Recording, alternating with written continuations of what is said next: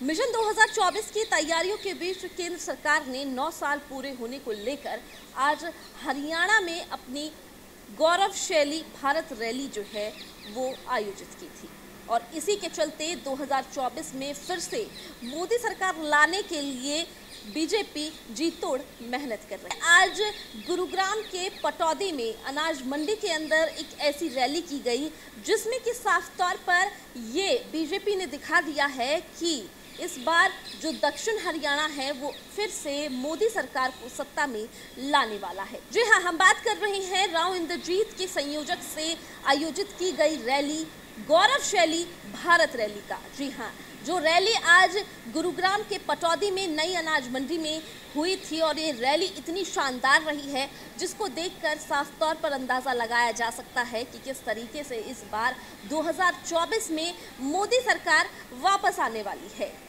इस रैली के जरिए केवल और केवल गुरुग्राम में ही नहीं बल्कि दक्षिण हरियाणा ने ये दिखा दिया है कि वो राव इंद्रजीत का जो दानादार है वो किस तरीके से दक्षिण हरियाणा में मजबूत मानते हैं। तभी तो राव इंद्रजीत के संयोजक पर ये रैली का आयोजन किया गया और ये रैली जो है बारिश के दौरान भी इतनी शानदार रही है। शानदार रैली यहाँ पर रही है। लगातार बारिश जो है सुबह 3 बजे से हो रही थी, लेकिन इस बारिश का इसकी जनसंख्या पर बिल्कुल भी असर देखने को नहीं मिला है। तभी तो ये लाखों की भीड़ इस चीज़ की गवाह बनती हुई नजर आई है कि राव इंद्रजीत जो कि इन लोगों के लिए राजा जी हैं, जो कि दक्षिण हरियाणा के लिए राजा हैं। जी हाँ, और उन्होंने ये दिखा दिया है कि चाहे कुछ भी हो जाए, बरसात हो या फिर कहीं आग लग जाए, राव इंद्रजीत का जो जनाधार है वो दक्षिण हरियाणा में इसी तरीके से बनता रहेगा। राजनीतिक बात करना चाहता हूं, तो राजनीतिक बात शुरुआत करने से पहले मैं ये जरूर कहना चाहता हूं कि हरियाणा के 2 चीज ऐसी हैं, ऐसे कांटे हैं जो जनता को चुभ रहे हैं और खासतौर पे उन लोगों को चुभ रहे हैं जिन्होंने भारतीय जनता पार्टी को अपनी पलकों के ऊपर रख करके सत्तासीन किया था। तो शहर के अंदर एक प्रॉपर्टी पोर्टल, बहुत लोग निराश होते हैं। सरकारी बाबू के पास जाते तो जेब कटा करके आते हैं। सरकार को इसके बारे में कुछ सोचना चाहिए, कुछ करना चाहिए। दूसरा बीपीएल कार्ड, जिस तरह से अनेक लोगों की दर इकट्ठी कर करके अनेक लोगों को बीपीएल से नीचे रहने वालों को बाहर निकाल दिया, उससे भी लोगों को परेशानी है। इसके भी बारे में सोचना चाहिए। और तीसरा, मैं आपके सामने भी जिक्र कर चुका हूं, धनखड़ साहब के सामने भी जिक्र कर चुका हूं कि ये डिमोलिशन ड्राइव जो एनसीआर के रीजन के अंदर हो रही है, खास तौर पे ऊपर और गुड़गांव का, तो मुझे पता है कोई दिन नहीं जाता कि किसी न किसी का घर या आकर में तोड़ दिया जाता। तो ये तोड़ने वाली जो प्रतिक्रिया है या इलेक्शन वाले साल में भी जारी रखने की जरूरत है। इसके ऊपर सोचने की बात है कि वही लोग आखिर जो कि झोपड़ी के अंदर रहने वाले लोग ही हमारे को वोट देते हैं। तो इसके बारे में आपके संज्ञान में बात डाली है। विप्लव देव जी, सुने,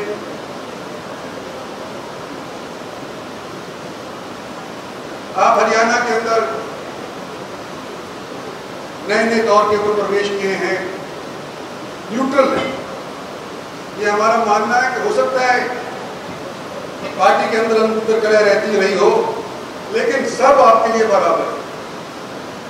तो मैं आपको यहाँ के इस क्षेत्र का इतिहास थोड़ा सा बताना चाहता हूँ, लेकिन अपना इतिहास शायद उनको पूरे दौर के ऊपर नहीं आता, तो उनको मैं बताना चाहता हूँ कि जब भी दक्षिणी हरियाणा के अंदर कोई बाहर का नेता आता है, हरियाणा का कोई चीफ मिनिस्टर आता है, किसी भी जिले का हो, वो कहता है कि दक्षिणी हरियाणा के अंदर आते ही मेरे कान पक जाते हैं। क्यों पक जाते हैं? कि दक्षिणी हरियाणा वाले कहते हैं हमारे साथ भेदभाव हुआ है, हमारे साथ दुर्भांत हुई है, और सब ये प्रयास करते हैं कहते कहते कि हमने तो बराबर के रूप में सबको बांटा है। हमारी सरकार ने तो खासतौर के ऊपर औरों की निस्बत बेहतर आका है, लेकिन इसकी जड़ कहाँ है? जब तक वो नहीं समझ में आएगी तब तक राजनेता इस चीज का कोई हल नहीं निकालेंगे। और इसकी जड़ पाताल के अंदर है, इसकी जड़ पाताल के अंदर है। 150 वर्ष पहले का मैं इतिहास दोहराना चाहता हूं। 1857 का युद्ध, आजादी की पहली लड़ाई, जहां तलवारों ने सामना किया था तोपों का और बंदूकों का। एक जगह के ऊपर नसीबपुर के अंदर 5000 सैनिक शहीद हो गए थे।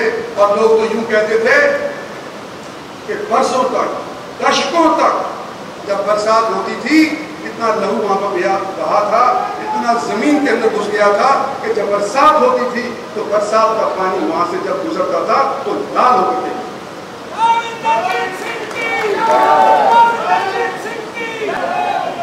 जिन लोगों ने पहली आजादी की लड़ाई के अंदर हिस्सा लिया, अंग्रेजों ने क्या किया?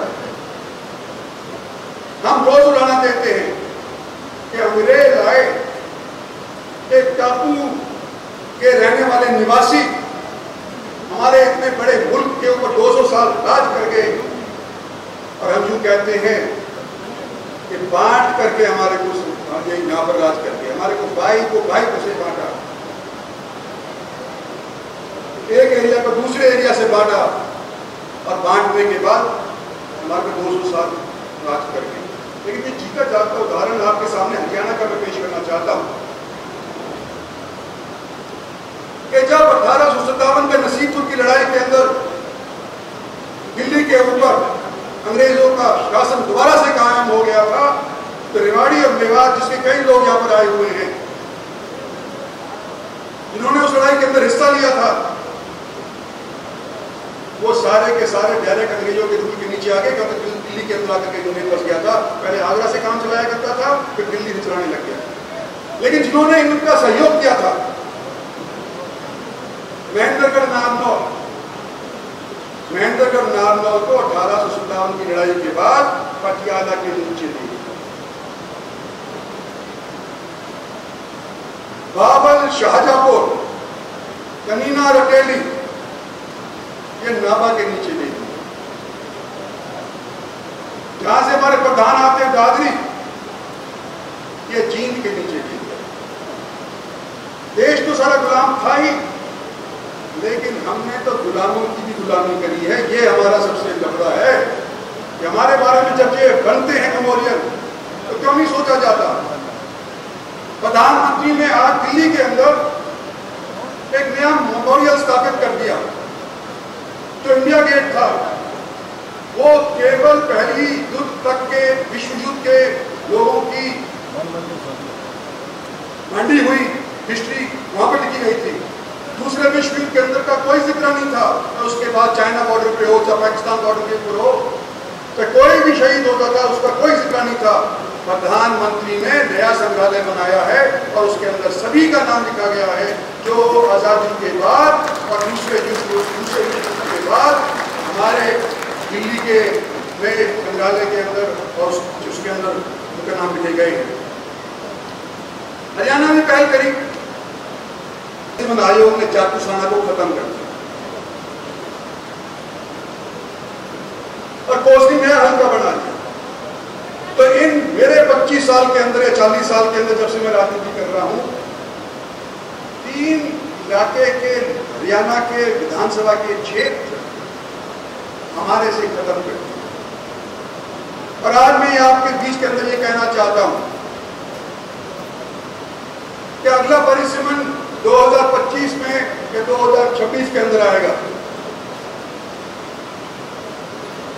क्या ये हमारे साथ जो भेदभाव हुआ है, क्या ये पार्टी के तौर के ऊपर या प्रभारी के तौर के ऊपर हम मिल करके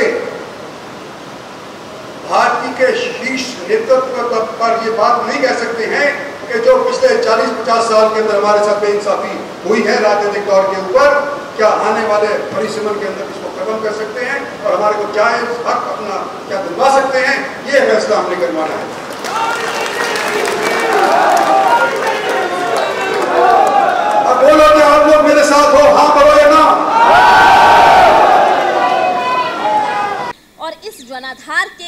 बल पर ही ये साफ हो गया है कि बीजेपी जो है वो 2024 में कहीं ना कहीं दक्षिण हरियाणा में राव इंद्रजीत की वजह से मजबूत है।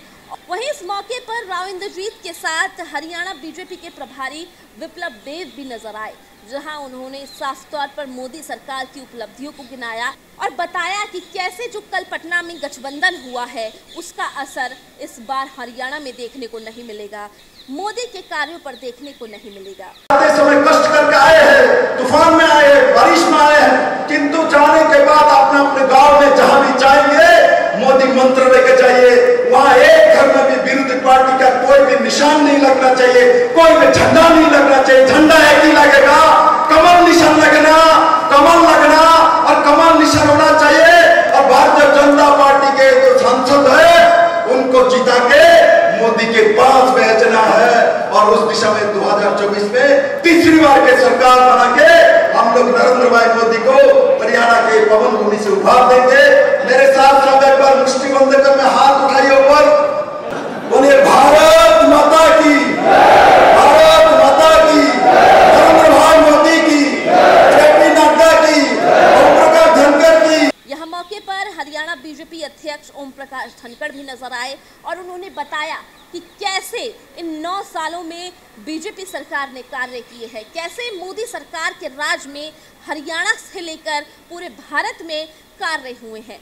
पंचकुला में मैं कहूँगा कि ऐसा शानदार अभियान जो कार्यकर्ताओं के माध्यम से चल रहा है, मैं सभी कार्यकर्ताओं को इन सफल रैलियों के लिए और सभी पन्ना प्रमुख सम्मेलनों के लिए बधाई देता हूँ। और आज की इस गुरगामा रैली के लिए राव इंद्रजीत सिंह जी और इस इलाके के सभी नेता और कार्यकर्ताओं को बधाई देता हूँ। शुभकामनाएं। गठबंधन के लिए बैठक हुई है, किस तरह से देख रहे हैं सभी? हाँ, वहाँ मैंने देखा लालू जी कह रहे थे कि राहुल को शादी करानी चाहिए।